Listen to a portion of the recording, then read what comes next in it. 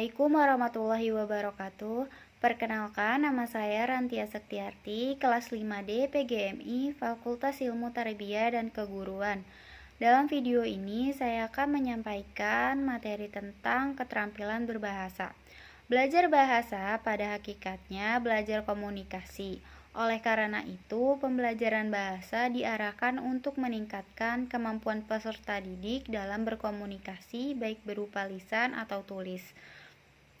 Bahasa adalah alat komunikasi untuk menyampaikan gagasan, pesan, informasi yang tertanam dalam pikiran, dan media penyampaiannya bisa melalui lisan ataupun tulisan. Bahasa juga berperan sentral demi terciptanya masyarakat santun dan beradab. Seseorang dikatakan santun dan beradab ditentukan oleh sikap bahasanya, meliputi nada dan makna yang disampaikan. Keterampilan bahasa memiliki dua unsur, yaitu unsur logika dan unsur linguistik. Berbeda dengan keterampilan berpikir yang hanya memiliki unsur logika. Nah, unsur logika ini terdiri atas isi, bahan, materi, dan organisasinya. Sedangkan unsur linguistik terdiri atas diksi, pembentukan kata, pembentukan kalimat, fonologi atau bunyi bahasa untuk berbicara, dan ejaan untuk menulis. Setiap orang memiliki kemampuan berpikir yang baik, namun tidak semua orang memiliki kemampuan berbahasa dengan baik. Apa yang kita pikirkan belum tentu akan kita ucapkan dan lakukan. Namun, apa yang telah kita ucapkan, itulah yang kita pikirkan dan lakukan. Bahasa dan berbahasa dapat mendefinisikan pola jati diri, pola karakter, dan pola berpikir seseorang.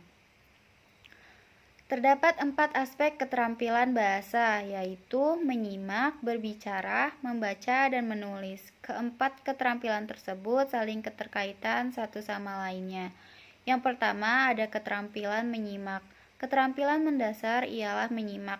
Setiap orang tentu melakukan kegiatan menyimak, mulai dari mendengarkan berita, cerita, dan informasi lainnya, berupa televisi, radio, dan lain-lain.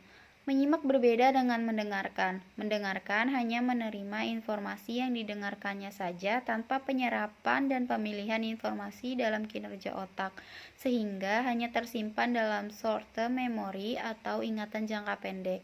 Sedangkan menyimak yaitu adanya suatu proses penyerapan dan pemilihan informasi dalam otak sehingga tersimpan dalam long-term memory atau ingatan jangka panjang.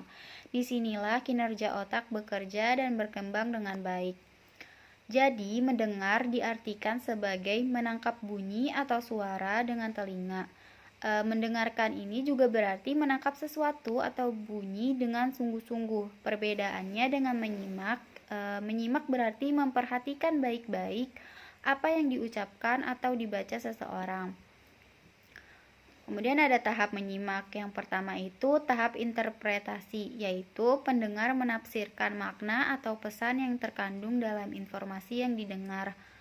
Yang kedua, tahap evaluasi, yaitu pendengar membuat penilaian atas informasi yang didengar dan mengambil keputusan.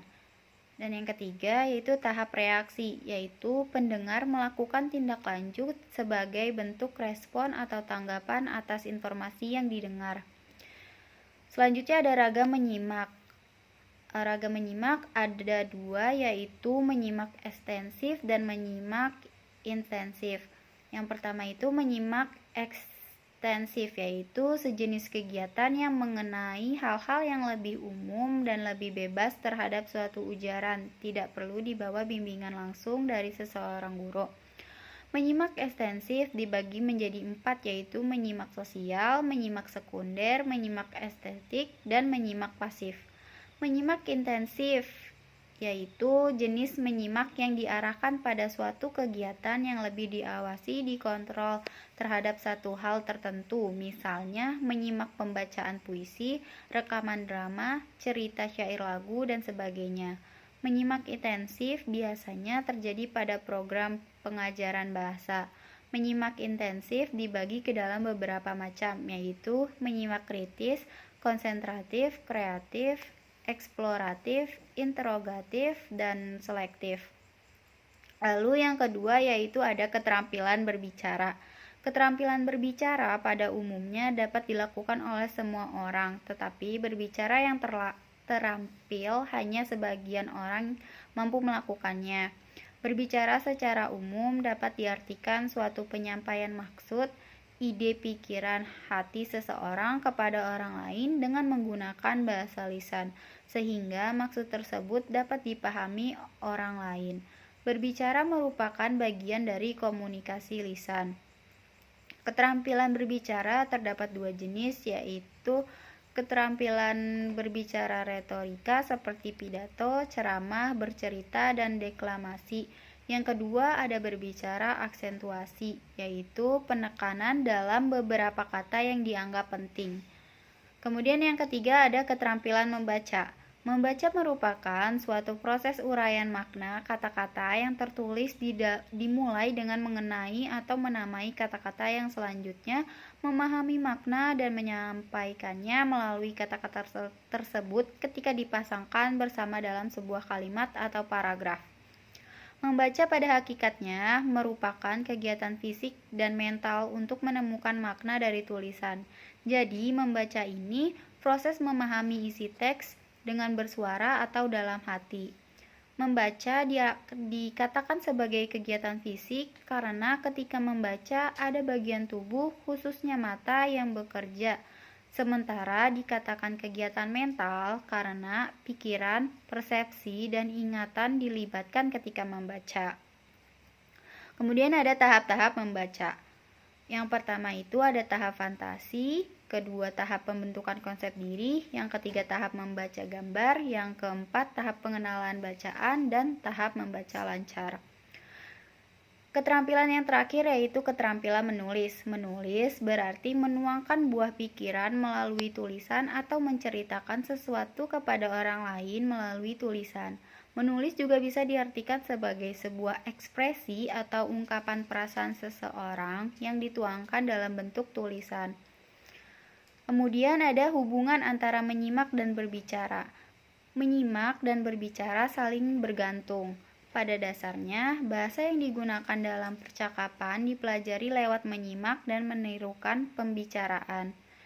Kemudian ada hubungan antara menyimak dan membaca. Sebagai dua keterampilan reseptif, keduanya memungkinkan seseorang untuk menerima informasi dari orang lain. Menyimak bersifat lisan dan membaca bersifat tertulis. Orang menyimak adalah orang yang sedang menerima informasi dari orang lain. Begitu juga ketika seseorang membaca buku, ia sedang menerima informasi melalui simbol-simbol dan huruf-huruf. Kemudian ada hubungan antara berbicara dan menulis.